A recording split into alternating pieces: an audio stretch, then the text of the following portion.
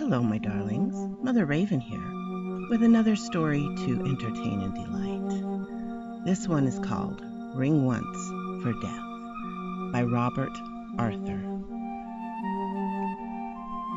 20 years had left no trace inside Sam Key's little shop on Mott Street. There were the same dusty jars of ginseng root and tiger's whiskers, the same little bronze Buddhas, the same gimcracks mixed with fine jade.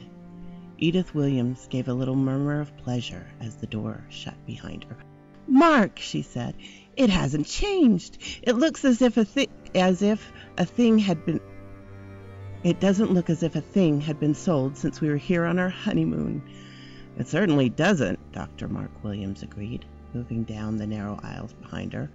"If someone hadn't told us Sam Key was dead, I'd believe we'd stepped 20 years back in time, like they do in those scientific stories young David reads." "We must buy something," his wife said, "for a 20th anniversary present for me. Perhaps a bell?" From the shadowy depths of the store, a young man emerged, American in dress and manner despite his oriental contours of his face and eyes. "Good evening," he said. "May I show you something?" "We think we want a bell," Dr. Williams chuckled, "but we aren't sure. You're Sam Key's son?" "Sam Key, Jr. My honored father passed to the halls of his ancestors 5 years ago. I could just say he died," his black eyes twinkled. "But customers like more flowery mode of speech. They think it's quaint." "I think it's just nice and not quaint at all," Edith Williams declared. "We're sorry your father's dead. We hope to see him again. 20 years ago, when we were a very broke young couple on a honeymoon, he sold us a wonderful rose crystal necklace for half price." "I'm sure he still made a profit." The black eyes twinkled again. "But if you'd like a bell, here are small temple bells, camel bells, dinner bells." But even as he spoke, Edith Williams' hand darted to something at the back of the shelf. "A bell carved out of crystal!" she exclaimed. "And rose crystal at that! What could be more perfect? A rose crystal wedding present and a rose crystal anniversary present." The young man half stretched out his hand. "I don't think you want that," he said. "It's broken." "Broken?" Edith Williams rubbed off the dust and held the lovely bell-shaped crystal the size of a pear to the light. "It looks perfect to me. I mean, it's not complete." Something of the American had vanished from the young man. "It has no clapper. It will not ring." "Why, that's all right." Mark Williams took the bell. "The clapper's missing." "Why, that's right." Mark Williams took the bell. "The clapper's missing." "We can have another clapper made," his wife declared. "That is, if the original can't be found." The young Chinese shook his head. "The bell and the clapper were deliberately separated by my father 20 years ago." He hesitated, then added, "My father was afraid of this bell." "Afraid of it?" Mark Williams raised his eyebrows. The other hesitated again. "It will probably sound like a story for tourists," he says, "but my father believed it. This bell was supposedly stolen from the temple of a sect of Buddhists somewhere in the mountains of China's interior, just as many Occidentals believe that Christian Judgment Day will be heralded by the blast of St. Peter's trumpet. So this small sect is said to believe that when a bell like this one is rung, the bell carved from a single piece of rose crystal and consecrated by ceremonies lasting 10 years, any dead within the sound of it will rise and live again." "Heavenly!" Edith Williams cried. "And no pun intended. Mark, think what a help this bell will be in your practice when we make it ring again." To the Chinese, she added, smiling, "I'm just teasing. My husband really is a fine surgeon." The other bowed his head. "I must tell you," he said, "you will not be able to make it ring. Only the original clapper carved from the same block of rose crystal will ring it. That's why my father separated him."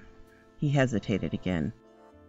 "I have told you only half of what my father told me. He said, though it defeats death, death cannot be defeated. Robbed of its chosen victim, he takes another in his place. Thus, when the bell was used in the temple of its origin, let us say when a high priest or a chief had died, a slave or servant was placed handily for death to take when he had been forced to relinquish his grasp upon the important one. He smiled, shook his head. "There," he said, "a preposterous story. Now, if you wish it, the bell is $10, plus, of course, sales tax." "The story alone is worth more," Dr. Williams declared. "I think we'd better have it sent, hadn't we, Edith? It'll be safer in the mail than in our suitcase." "Sent?" His wife seemed to come out of some deep feminine meditation. "Oh, of course. And as for it not ringing, I shall make it ring. I know I shall." "If the story is true," Mark Williams muttered, "I hope not." The package came Saturday morning, when Mark Williams was catching up on the latest medical publications in his untidy, book-lined study. He heard Edith unwrap the paper in the hall outside. Then she came in with the rose crystal bell in her hands. "Mark, it's here," she said. "Now to make it ring." She plumped herself down beside his desk. He took the bell and reached for a silver pencil. "Just for the sake of curiosity," he remarked, "and not because I believe that delightful sales talk we were given. Let's see if it will ring when I tap." "It should, you know." He tapped the lip of the bell. A mute thunk was the only response. Then he tried with a coin, a paper knife, and the bottom of a glass. In each instance, the resulting sound was nothing like a bell ringing. "If you've finished, Mark," Edith said then, with feminine tolerance, "let me show you how it's done." "Gladly," her husband agreed. She took the bell and turned away for a moment. Then she shook the bell vigorously. A clear, sweet ringing shivered through the room, so thin and ethereal that small, involuntary shivers crawled up his spine. "Good Lord!" he exclaimed. "How'd you do that?" "I just put the clapper back in place with some thread," Edith told him. "The clapper." He struck his forehead with his palm. "Don't tell me! The crystal necklace we bought 20 years ago." "Of course!" Her tone was composed. "As soon as young Sam Key told us about his father separating the clapper and the bell, I remembered the central crystal pendant on my necklace. It is shaped like a bell clapper. We mentioned it once." "I guess you're right." "I guessed right away we had the missing clapper, but I didn't say so. I wanted to score on you, Mark." She smiled affectionately at him. "And because, you know, I had a queer feeling Sam Key Jr. wouldn't have let us have the bell if he had guessed we had the clapper." "I don't think he would." Mark Williams picked up his pipe and rubbed the bowl with his thumb. "Yet he didn't really believe that story he told us any more than we do." "No, but his father did. And if old Sam Key had told it to us, remember how wrinkled and wise he seemed, I do believe we'd have believed the story." "You're probably right." Dr. Williams rang the bell and waited. The thin, sweet sound seemed to hang in the air a long moment, then was gone. "Nope," he said, "nothing happened. Although, of course, that may be because there was no deceased around to respond. I'm not sure I feel like joking about the story." A small frown gathered on Edith's forehead. "I had planned to use the bell as a dinner bell and to tell the story to our guests, but now I'm not so sure." Frowning, she stared at the bell until the ringing of the telephone in the hall brought her out of her abstraction. "Sit still, I'll answer it." She'd hurried out. Dr. Williams, turning the rose crystal bell over in his hand, could hear the sudden tension in her voice as she answered. He was on his feet when she re-entered. "An emergency operation at the hospital," she sighed. "A nice young man. Automobile accident. Fracture of the skull, Dr. Amos says. He wouldn't have disturbed you, but you're the only brain man in town now with Dr. Hendricks away on vacation." "I know." He was already in the hall reaching for his hat. "Man's work is from sun to sun, but a doctor's work is never done," he misquoted. "I'll drive you." Edith followed him out. "You sit back and relax for another 10 minutes. 2 hours later, as they drove homeward, the traffic was light, which was fortunate. More than once, Mark, in a frowning abstraction, found himself on the left of the center line and had to pull back into his own lane. He had lost patience before, but never without a feeling of personal defeat. Edith had said he put too much of himself into every operation. Perhaps he did, and yet, no, there was every reason why the young man should have lived. Yet, just as Mark Williams had felt that he had been successful, the patient had died. In 20 years of marriage, Edith Williams had learned to read his thoughts at times. Now she put a hand comfortingly on his arm. "These things happen, darling," she said. "You know that. A doctor can only do so much. Some of the job always remains in the hands of nature. And she does play tricks at times." "Yes, confound it, I know it," her husband growled. "But I resent losing that lad. There was no valid reason for it, unless there was some complication I overlooked." He shook his head, scowling.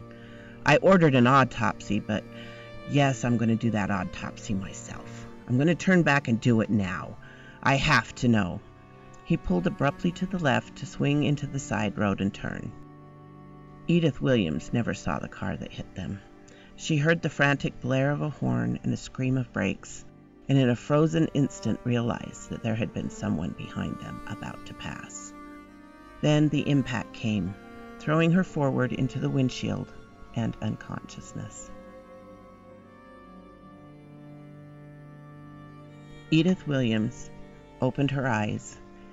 Even before she realized she was lying on the ground and the figure bending over her was a state trooper, she remembered the crash.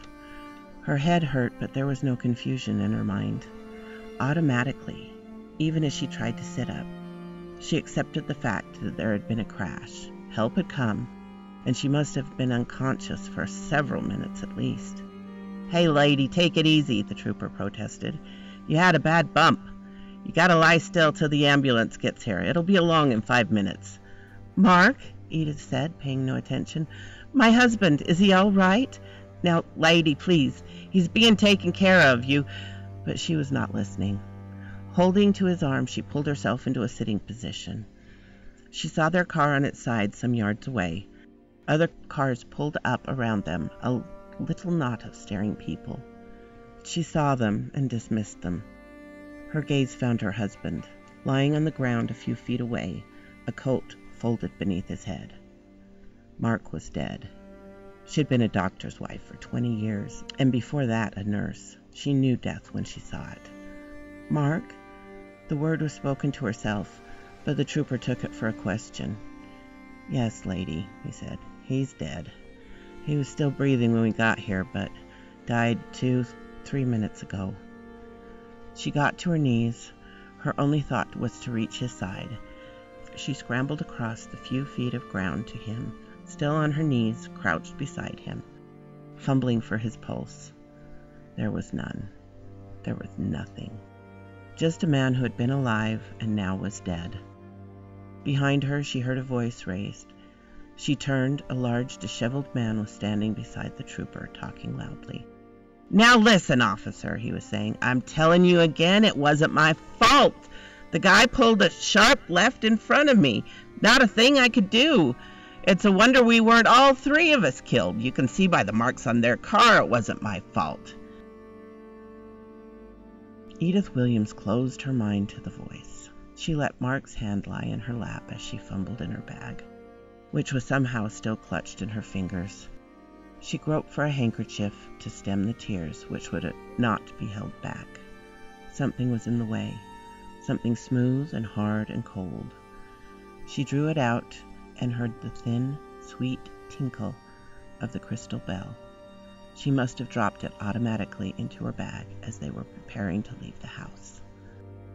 The hand in her lap moved. She gasped and bent forward as her husband's eyes opened. "Mark," she whispered. "Mark, darling." "Edith," Mark Williams said with an effort. "Sorry, damn careless of me. Thinking of the hospital." "You're alive," she said. "You're alive. Oh, darling, darling, lie still. The ambulance will be here any second." "Ambulance," he protested. "I'm all right now. Help me sit up." "But, Mark..." "Just a bump on the head." He struggled to sit up. The state trooper came over. "Easy, buddy, easy," he said, his voice odd. "We thought you were gone. Now let's not lose you a second time." His mouth was tight. "Hey, I'm sure glad you're all right," the red-faced man said in a rush of words. "Phew, fellow, you had me all upset, even though it wasn't my fault. I mean, how's a guy gonna keep from hitting you when... "Catch him," Mark Williams cried, but the trooper was too late. The other man plunged forward to the ground and lay where he had fallen without quivering. The clock in the hall struck 2 with muted strokes. Cautiously, Edith Williams rose on her elbow and looked down at her husband's face. His eyes opened and looked back at her. "You're awake," she said unnecessarily. "I woke up a few minutes ago," he answered. "I've been lying here thinking." "I'll get you another phenobarbital. Dr. Amos said you have to take them and sleep until tomorrow." "I know, I'll take one presently. You know, hearing that clock now just reminds me of something." "Yes?" "Just before I came to this afternoon, after the crash, I had a strange impression of hearing a bell ring. It sounded so loud in my ears, I opened my eyes to see where it was." "A bell?" "Yes, just auditory hallucination, of course. But Mark..." "Yes?" A bell did ring. I mean, I had the crystal bell in my bag, and it tinkled a little. Do you suppose..." "Oh, of course not." But though he spoke swiftly, he did not sound convincing. "This was a loud bell, like a great gong. But I mean, Mark, darling, a moment earlier you had no pulse." "No pulse?" "And you weren't breathing. Then the crystal bell tinkled and you... "Nonsense. I know what you're thinking. Believe me, it's nonsense." "But Mark," she spoke carefully, "the driver of the other car, you had no sooner regained consciousness than he had a fractured skull," Dr. Williams interrupted sharply. "The ambulance intern diagnosed it. The skull fracture often fail to show themselves, and then bingo, you keel over. That's what happened. Now let's say no more about it." Of course, in the hall, the clock struck the quarter hour. "Shall I fix the phenobarbital now?" "Yes. No. Is David home?" She hesitated. "No, he hasn't got back yet." "Has he phoned? He knows he's supposed to be in by midnight at the latest." "No, he hasn't phoned. But there's a school dance tonight." "That's no excuse for not phoning. He has the old car, hasn't he?" "Yes, you gave him the keys this morning, remember?" "All the more reason he should phone." Dr. Williams lay silent for a moment. 2 o'clock is too late for a 17-year-old boy to be out. "I'll speak to him. He won't do it again. Now please, Mark, let me get you the phenobarbital. I'll stay up until David..." The ringing phone, a clamor in the darkness, interrupted her. Mark Williams reached for it. The extension was beside his bed.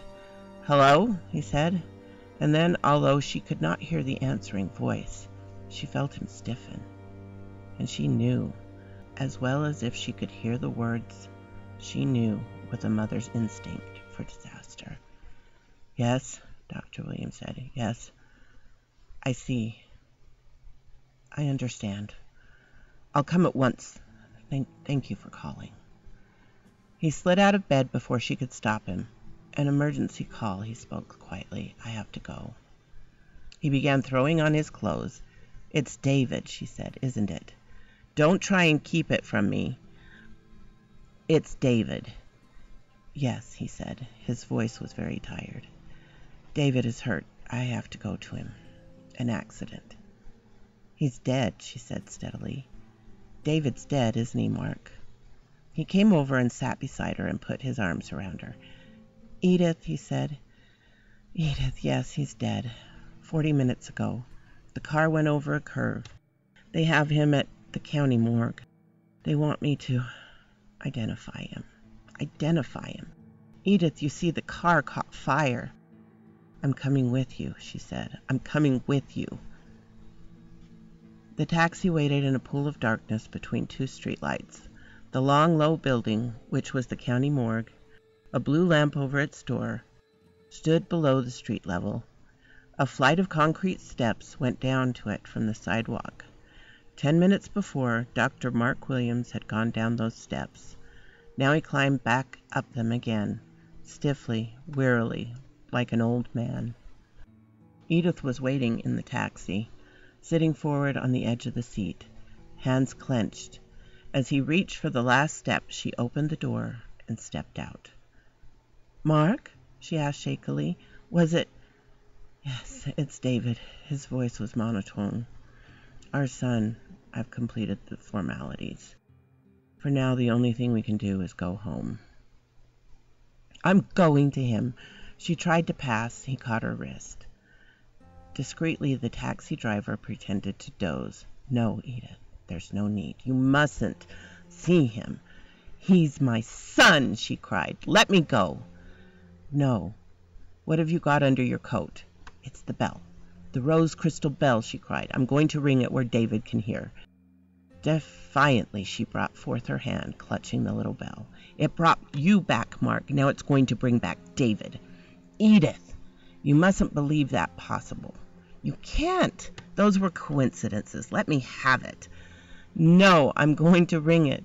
Violently, she tried to break out of his grip. "I want David back. I'm going to ring the bell." She got her hand free. The crystal bell rang in the quiet of the early morning with an eerie thinness, penetrating the silence like a silver knife. "There," Edith Williams panted. "I've rung it. I know you don't believe, but I do. It'll bring David back." She raised her voice. "David!" she called. "David! Son, can you hear me?" "Edith, you're just tormenting yourself. Come home. Please come home." "Not until David has come back. David, David, can you hear me?" She rang the bell again, rang it until Dr. Williams seized it, and she let him take it. "Edith, Edith," he groaned. "If only you'd let me come alone." "Mark, listen." "What?" "Listen," she whispered urgently. He was silent, and then fingers of horror drew themselves down his spine as the clear, youthful voice that came up to them from the darkness below. "Mother? Dad? Where are you?" "David," Edith Williams breathed. "It's David. Let me go. I must go to him." "No, Edith," her husband whispered frantically as the voice below called out again. "Dad? Mother? Are you up there? Wait for me." "Let me go," she sobbed. "David was here. We're here. Up here, son." "Edith," Mark Williams gasped. "If you've ever loved me, listen to me. You mustn't go down there. David, I had to identify him by his class ring and his wallet. He was burned, terribly burned. I'm going to him." She wrenched herself free and sped for the steps, up which now was coming a tall form, a shadow shrouded in the darkness. Dr. Williams, horror knotted in his stomach, leapt to stop her, but he slipped and fell headlong onto the pavement, so that she was able to pant down the stairs to meet the upcoming figure. "Oh, David," she sobbed. "David!" "Hey, Mom." The boy held her steady. "I'm sorry. I'm terribly sorry. But I didn't know what had happened until I got home and you weren't there. Then one of the fellows from the fraternity called me. I realized they must have made a mistake and you'd come here. And I called for a taxi and came out here. My taxi let me off at the entrance around the block. I've been looking for you down there." "Poor Pete." "Pete?" she asked. "Pete Friedberg. He was driving the old car. I lent him the keys and my driver's license. I shouldn't have, but he's older and he kept begging me." Then it was Pete who was killed?" she gasped. "Pete who was burned?" "Yes, Pete. I feel terrible about lending him the car, but he was supposed to be a good driver. And then them calling you and Dad thinking it was me. Then Mark was right. Of course he was right. It's just a bell, a pretty little bell, that's all." "Bell, I don't follow you, Mom." "Never mind," Edith Williams gasped. "It's just a bell. It hasn't any powers over life and death. It doesn't bring back and it doesn't take away. But let's get back to your father. He may be thinking that the bell really works. They climbed the rest of the steps. Dr. Mark Williams lay still where he'd fallen headlong on the pavement.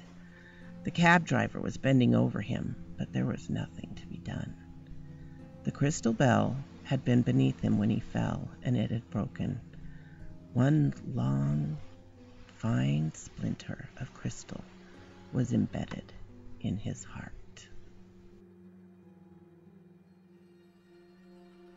Thank you, my darlings, for coming to hear me speak one more time.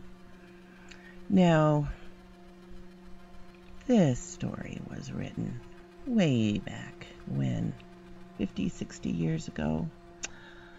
Oh, let me see. 1954. So you'll have to excuse the language that isn't used anymore and the touch of racism, although you must give it credit as they do nod to it themselves as being there. If you like this, please subscribe, like the story, and come back and see me again next time under the trees.